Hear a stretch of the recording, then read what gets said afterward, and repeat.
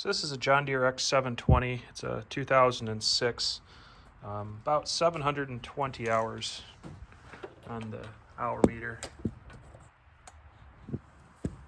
722. And about, I don't know, a month ago, it would start missing on the right side cylinder here. And what I would do is I could pull the plug wire off that side and it would drop out, or nothing would happen. If I plugged it off the other side, it would drop out.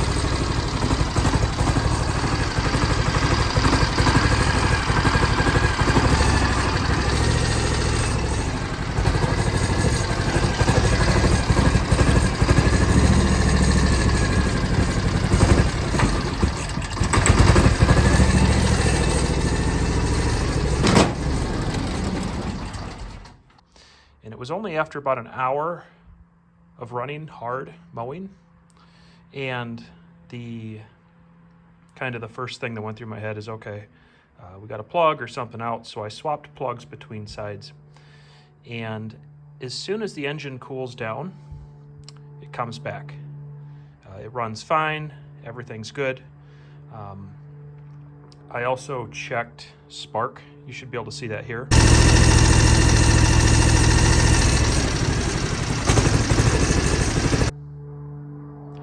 You can see that spark tester was clearly lighting up on the right side while it was still missing.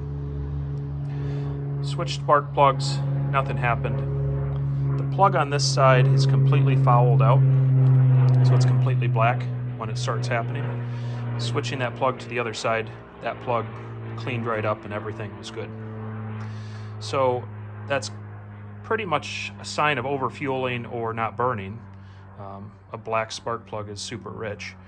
And so next thing I thought is, okay, I have a fuel injector that's sticking. So underneath this plate, there are the two fuel injectors. It's quite a bit of a pain to get them out. You got to take this whole air assembly off. You got to pull the fan off to get clearance to pull the intake manifold back. And I swapped injectors around, and no change. You can see that I even got the oscilloscope out to check for fuel injector signals from the ECU, and they both look good. After about 10 or 15 minutes of heating back up, the engine started dropping the right cylinder again. So fast forward to today, and I was mowing yesterday for about 45 minutes. Everything was good, and then it starts gradually missing and then continuously dropping that right cylinder out. And one thing that was really interesting is, you should be able to see it here.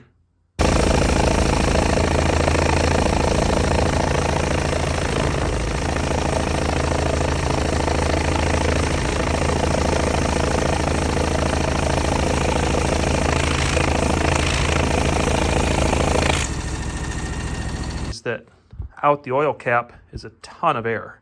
Now, I don't know if that's normal for this Kawasaki V-twin, but I do know that on a internal combustion or a diesel car engine, that's a sign of a ring issue. So I'm not sure if that's it, but I definitely got a cylinder leakage tester, tried to do a leak down, and not seeing anything significant, but I'm also not sure quite how to read it, so got to do some more investigation there. But still a little bit stumped. Next thing I did want to try was swapping coils from side to side. So there's two independent coils that are back here, kind of fire off the flywheel. Just going to swap those and see how that goes. If that's it, that'd be a great win. Hopefully we don't have any engine issues, but it's been a great machine, but want to keep it that way, so need to figure this out. Another thing that's worth noting, I did check compression, both sides. 90 psi hot,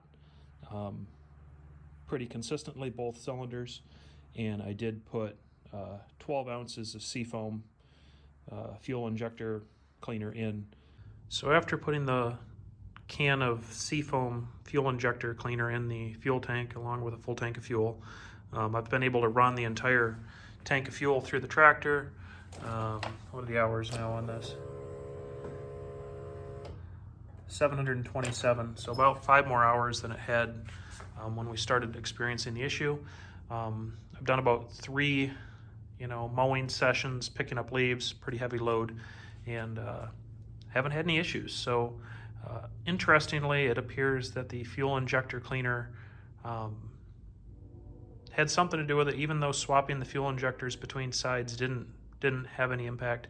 I did also try changing the coils from the left side to the right side, and just a note, there is a 1 and a 2 on the coils, and they are not in time with each other. They're not identical, even though they match up how they look.